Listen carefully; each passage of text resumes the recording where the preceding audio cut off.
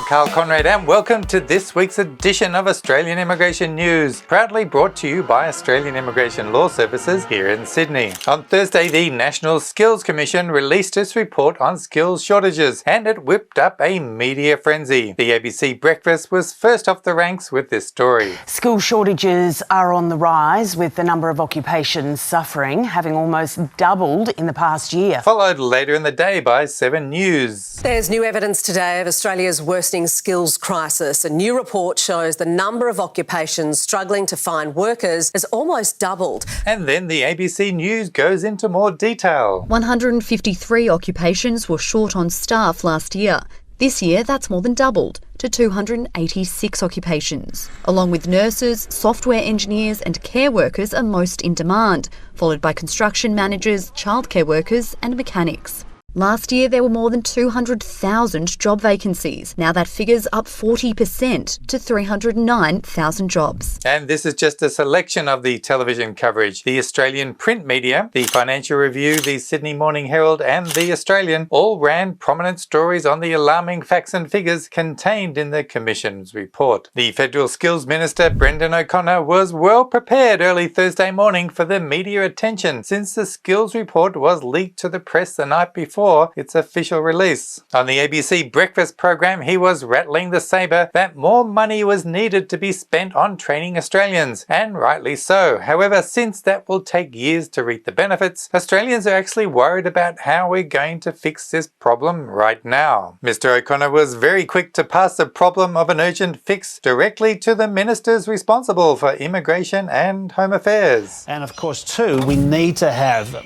a much faster way of delivering on the skilled migration pathways for industries that are crying out for skills, and whether they be nurses or tech workers, baggage handlers, wherever you look across the economy, there are shortages, and it is a very significant priority of this government. Engineers, drivers, GPs, tech workers, dentists, specialised nurses, mechanics. I mean, the list just goes on and on. Absolutely. Well, that's right, and that's why it is. You go.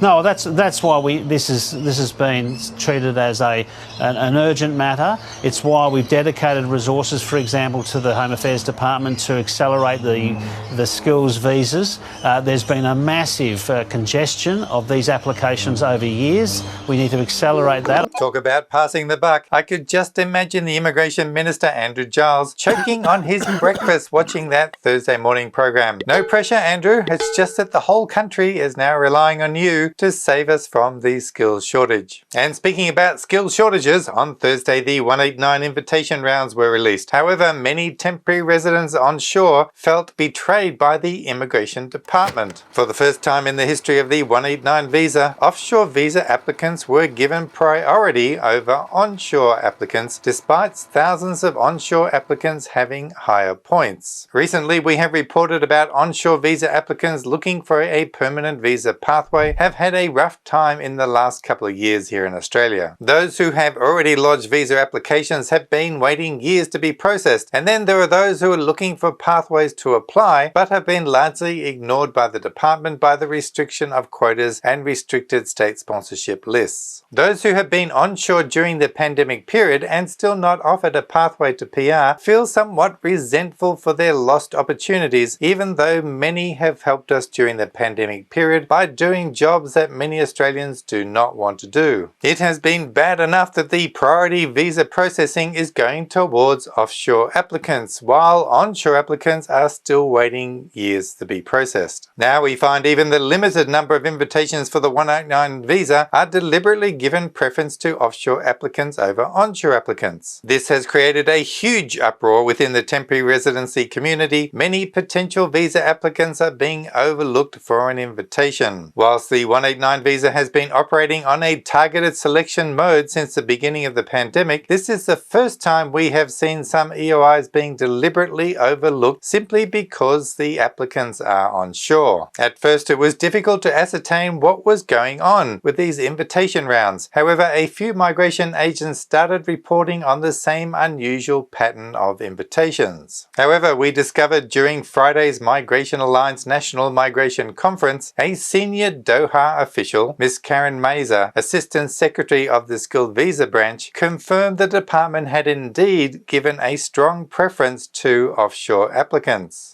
Yesterday, 12,000 more invitations were sent out focused on engineering, healthcare and education occupations.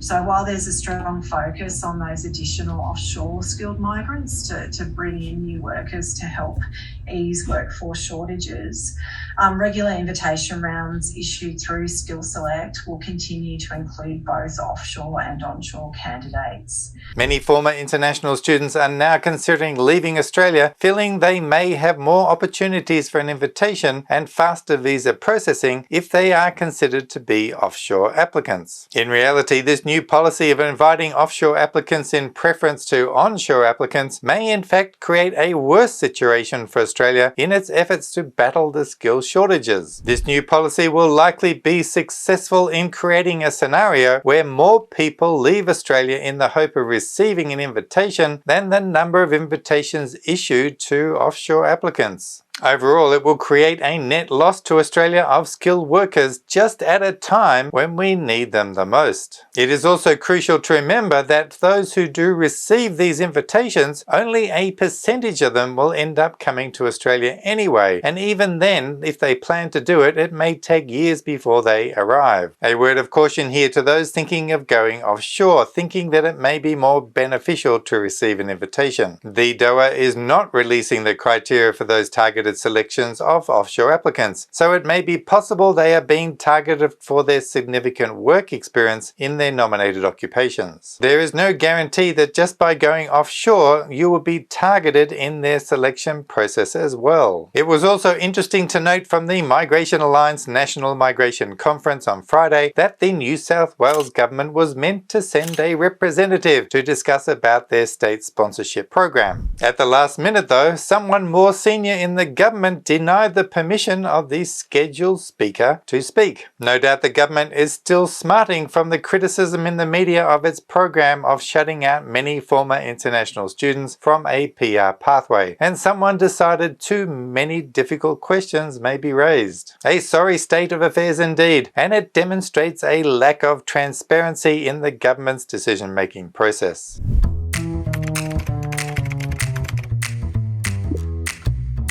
And it's time for a couple of this week's viewers' comments, and the first one is from Mr. J. Hi Karl, I have a humble request. Is it possible for you and other immigration lawyers to do something to bring in the government's notice to invite onshore people with 90 to 95 points for the 189 visa? In August rounds and even today's October's round, the government has sent invites to people offshore with 60 to 75 points in engineering occupations. It is extremely cruel and unfair to onshore graduates waiting since years at 90 to 95 points. Yes, onshores won't have 10 years experience because they were studying masters and staying in regional Australia for 5 points and giving PTE, NATI and doing the PYP programs during the COVID era. Does that all mean nothing after all the hard work onshore graduates have done? Or should we onshores go back to our home country and apply as offshore after a couple of months or years, as it is a waste of time, money and energy to keep waiting and seeing this happening in front of our eyes? Please kindly help us if possible. Well, of course, much of tonight's video is on this very topic. What I find frustrating is that most Australians just don't get it. They think, oh, we're offering more to offshore than onshore. So what? They don't understand the effort put in to gain those higher points, as Mr. J rightly highlighted for us. You would think the immigration officials should know better, but in reality, I don't think they really do. The second one is from Bobby. He says, Hi Karl, I think students completed their degrees in Australia should not be asked to do skill assessments and IELTS for PR. This is a stumbling block for most of them. Spending 3 years studying and working in Australia is more than enough. Yes, Bobby, I agree that it's crazy that Australian degrees are not considered highly enough to ensure further requirements are not necessary. As far as I'm concerned, if you have a degree in your field, then you are a skilled graduate, plain and simple. English too. Why bother when you have completed your degrees here? Well, that's all for another fascinating week in the world of Australian immigration. Stay tuned for next week's edition, and I'm sure increasing the migration intake even further might be canvassed in the near future. Until Until then, take care out there and I'll see you next time. So bye for now.